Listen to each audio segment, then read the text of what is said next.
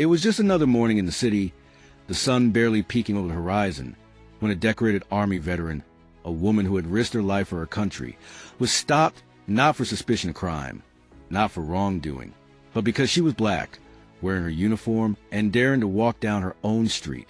Moments later, the world would witness something so shocking that the very people sworn to uphold the law would be forced to answer for their actions, and the consequences would be far bigger than anyone imagined. It all started at 6:45 a.m. on a Tuesday. Lieutenant Aisha Carter, 32, a decorated Delta Force operator, had just returned home from a grueling training mission. Her boots hit the pavement with precision, her uniform pressed, metals glinting faintly in the early morning sun. She loved the calm of this neighborhood before the chaos of the city fully woke. But calm was about to be shattered. Two patrol cars screeched to a halt, the tires screeching across the asphalt like a predator announcing its presence.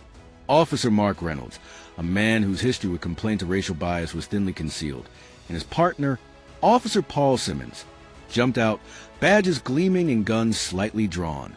"Morning, ma'am," Reynolds said in a tone that sounded polite, but it didn't reach his eyes. "We need to talk to you." Carter, confused, instinctively straightened her posture. "About what?" Reynolds didn't answer. He didn't need to. His partner already had one hand on her arm, his grip tight. Moments later, she was being handcuffed, her metals clinking loudly, a metallic echo that sounded almost like a warning. Neighbors started to gather, some filming on their phones, some frozen in disbelief. One could hear the tension in the air like static before a storm. "Wait," she said. "I'm Lieutenant Aisha Carter, Delta Force. You're making a huge mistake." Reynolds sneered. "Uniform or not, everyone follows the law. You're coming with us." But something in the way he said it didn't match the law. It didn't even match reality. Carter had committed no crime, not a single one. And yet, there she was, forced into the back of the cruiser, while her medals reflected in the early sunlight, a stark reminder that those who serve can still be powerless in the face of prejudice. Inside the cruiser, Carter's mind raced. She was trained for chaos, for combat, for life and death decisions. But this was different. She was trained for the battlefield, not for bigotry on the streets of her own city. She noticed Reynolds' body camera was off. "Not recording?" she asked. Simmons shrugged. "Malfunction." A common excuse, but Carter knew it wasn't true. "And why are we being stopped?" A bystander yelled from the sidewalk. "She's a soldier." Reynolds' face hardened. "Mind your business." But inconsistencies piled up. The dispatcher hadn't called in any reports of suspicious activity. Number 911 call had been made. Witnesses confirmed Carter had walked this street hundreds of times without incident. Yet here she was, shackled like a criminal. Carter's mind went through her options. Every instinct screamed resistance. But she also knew that any wrong move could escalate. Her life experience in high-risk zones taught her patience, calculation, and using the system's own rules against it.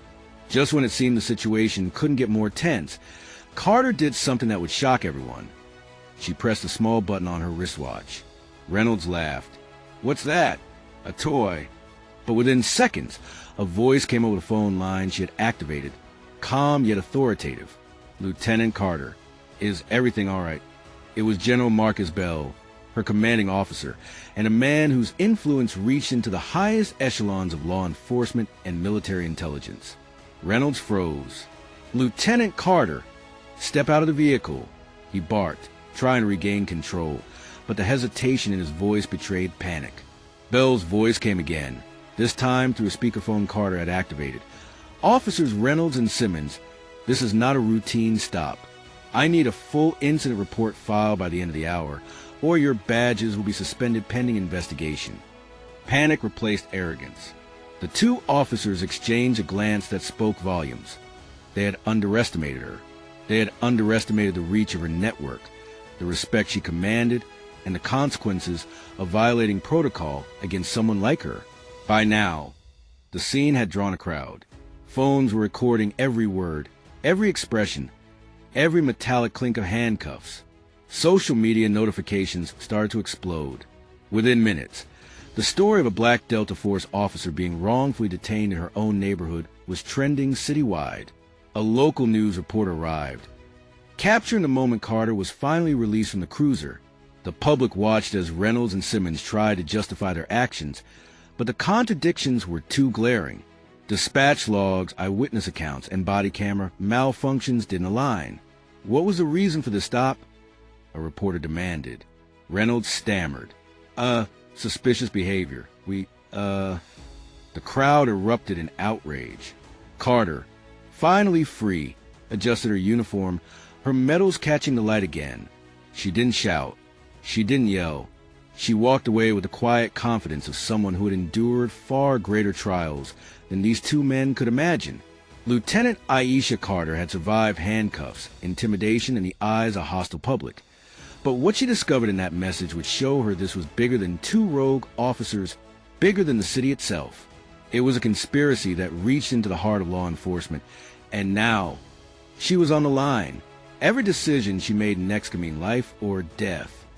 The encrypted message was from an anonymous source within the police department itself. Carter's trained instincts immediately sensed danger. The sender knew too much, and yet was careful enough not to expose themselves. She decrypted it cautiously. Her eyes widened as she read. Reynolds and Simmons were ordered to stop you. They didn't act alone. Someone high up wants to provoke a public incident. It's not random. Trust no one. Evidence has been tampered with. Secure all personal and military records immediately. Her heart raced. Who could be behind this? Someone who knew about her Delta Force missions? Someone who understood her influence, her rank, and the medals she had earned the hard way on battlefields nobody would ever know about? Carter began digging. She accessed public and private records, body cam footage, and old incident reports. She noticed patterns. Reynolds had been involved in 3 other unexplained stops of black veterans in the past 2 years. Simmons' disciplinary record mysteriously disappeared from internal systems after complaints were filed. Several officers who had reported misconduct against Reynolds and Simmons had been transferred suddenly, often without explanation. The pattern was clear. This wasn't random. This was deliberate harassment targeting black veterans, orchestrated from the top. And Carter knew that exposing could ruin lives, but staying silent could endanger her own. 2 nights later, as Carter returned home from a debriefing with General Bell, she noticed a car parked across the street. Its windows were tinted, the engine running, but the driver remained still. Her military training kicked in. She noted escape routes, possible threats, and defensive positions. Then the headlights flashed directly at her. A message appeared on her car windshield. Stop digging or you'll regret it. Someone watching. Carter didn't panic.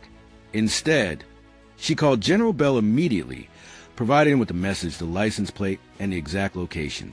Bell's voice, calm but grave, said, "Aisha, this confirms it. We're dealing with an organized faction within the department itself. They're trying to silence you before more evidence leaks. You must be careful. Every move will be watched." Just as things seemed hopeless, Carter received a tip from an unlikely source. Officer Maria Hernandez, a Latina detective who had been quietly investigating corruption in the same precinct for months. Hernandez met Carter in a dimly lit underground parking garage. Her eyes darted nervously, but her voice was firm. "I've been tracking Reynolds and Simmons for months. You're not the first target, but this goes higher than we both imagined. Internal affairs is compromised. You need real protection and real evidence before this blows up further."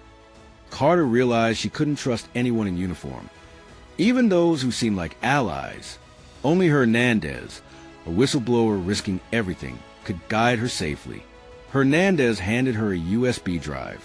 Everything you need, financial records, altered incident reports, even secret emails from supervisors. But be careful, they know you received it. Carter spent hours going through the files. Her breath caught as she discovered a shocking connection. Reynolds and Simmons were part of a covert group within the city police called the Vanguard, composed of officers who secretly targeted black veterans and community leaders to maintain control over the city's most influential voices. The group had connections to local politicians, law enforcement executives, and even private contractors who profited from keeping veterans disempowered and intimidated. Carter's mind raced. This was no small harassment. It was a systemic operation, and the deeper she dug, the more dangerous it became. Lieutenant Aisha Carter had uncovered conspiracy that reached far beyond a pair of road cops. But the deeper she dug, the more dangerous it became, and she was about to learn that the real enemy wasn't just in uniform. It was in plain sight, smiling and pretending to be a friend. Carter couldn't ignore the distorted voice. Every instinct screamed that the call wasn't idle intimidation. It was a warning from someone who knew her every move. "Who is this?" she demanded, her voice steady but sharp. Silenced in a single chilling sentence. "Check your contacts. Your closest ally isn't who you think." Carter froze. Her mind raced. Hernandez? Bell? No. They were cautious, strategic, careful.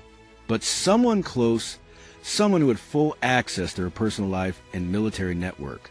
Her fingers trembled slightly as she turned the phone over, scanning messages, old logs, and missed calls. Someone had covered their tracks well. The next morning, Carter scheduled a meeting with Hernandez at a secure safe house. When she arrived, Hernandez was waiting, calm as ever, but there was a tension in her eyes Carter hadn't noticed before. Hernandez handed her a folder with additional documents. "These are internal emails proving the Vanguard's reach. But you need to know, someone leaked your location last night. You weren't safe." Before Carter could respond, Hernandez's phone rang. She glanced at it, her expression flickering. Carter noticed something odd. The caller ID displayed her own number. Hernandez answered quietly, then looked at Carter. "It's complicated." Suddenly, Carter noticed small inconsistencies in the documents Hernandez had provided. Altered timestamps, missing encryption keys, subtle edits that could mislead investigators. Her pulse quickened. Could Hernandez be the mole? That night, Carter stayed at a safe house, monitoring the USB files she had collected. She cross-referenced financial records, incident reports, and internal emails, and suddenly, it hit her. Hernandez wasn't just a whistleblower. She was feeding Carter selectively chosen evidence that would expose minor players while keeping the real mastermind safe. Carter's stomach twisted. Everything she thought she knew about allies and enemies was suddenly uncertain. Hernandez's betrayal was subtle, almost invisible, but deadly. The people you trust most can sometimes be the ones pulling the strings you never see. And in Carter's world, trust was a weapon, and it had just been turned against her. As if on cue, Carter received another message. "We know what you found. Stop now or it gets personal." Then, a car parked outside the safe house. Its engine idled silently. Carter's training kicked in. She noted exits, escape routes, shadows, and every reflective surface. The Vanguard wasn't just a concept anymore. They were hunting her. She grabbed a hidden compartment in the safe house wall. Her military-issued sidearm, a small arsenal of tactical tools, and her encrypted communication device. Her breathing was controlled, steady, trained, but inside, a storm raged. Every move from now on had to be calculated to the millisecond. Carter reached out to General Bell, who immediately arranged a secure link. His voice was calm but firm. "Aisha, you've been targeted. Hernandez may be compromised. I've cleared a task force to protect you, but you must move fast. Gather your evidence and prepare to expose the Vanguard. The city and your life depends on it." Bell's words hit her like a thunderclap. The conspiracy wasn't just a police problem. It was a citywide network of corruption. Every officer who would look the other way, every transfer, every loss report was part of a meticulously orchestrated plan. Lieutenant Aisha Carter had uncovered corruption, betrayal, and a conspiracy that reached into the heart of her city. But now, it wasn't about evidence. It was about survival. Every shadow held danger. Every sound could be the last she'd hear. And the person orchestrating it all had made their move. The encrypted text had been clear. "Tonight. You're home. Alone. Or it ends." Carter had prepared. Every door was reinforced. Every camera, even old military-grade drones, was operational. Yet, as she monitored the feed, her stomach sank. One of her cameras had been disabled. Someone was inside her property. She moved silently, every step calculated, her weapon trained. A flash of movement, a shadow slipping across the wall, confirmed her worst fear. The Vanguard found her, and they weren't there for dialogue. Two figures emerged from the darkness. One was Reynolds. The other, Carter froze as recognition hit, was Hernandez. Surprised to see me? Hernandez said, voice calm but icy, "You should have trusted me. Now it's too late." Reynolds smirked, advancing. "Delta Force or not, Aisha, you're just one person, alone. And tonight, that's all that matters." Carter's heart raced, but her mind was sharp. She had prepared for this, running countless simulations in her head, imagining worst-case scenarios. Carter didn't charge blindly. She baited Reynolds toward the house's reinforced entryway, then executed a precise tactical maneuver she had mastered on the battlefield. With swift, controlled movements, she disarmed Reynolds, using his momentum against him, and restrained him. Hernandez lunged next, but Carter anticipated the betrayal. Using non-lethal tactics, she subdued Hernandez just enough to secure her while keeping her alive. Carter needed answers. Killing wasn't the goal. It was exposure and justice. With Hernandez restrained and Reynolds cuffed, Carter demanded the truth. Under pressure, Hernandez finally admitted, the Vanguard isn't just cops. It's politicians, business leaders, even some generals in the military. They want to control black veterans, influential voices. I was supposed to mislead you, keep you chasing shadows while they covered their tracks. Carter's blood ran cold. The corruption wasn't just systemic, it was institutional. People she had trusted to uphold law and order were actively conspiring to oppress, intimidate, and manipulate those who had served their country. Carter had a choice: take immediate revenge, risking her credibility and safety, or follow protocol, secure the evidence, and expose conspiracy to the public. Her military discipline won.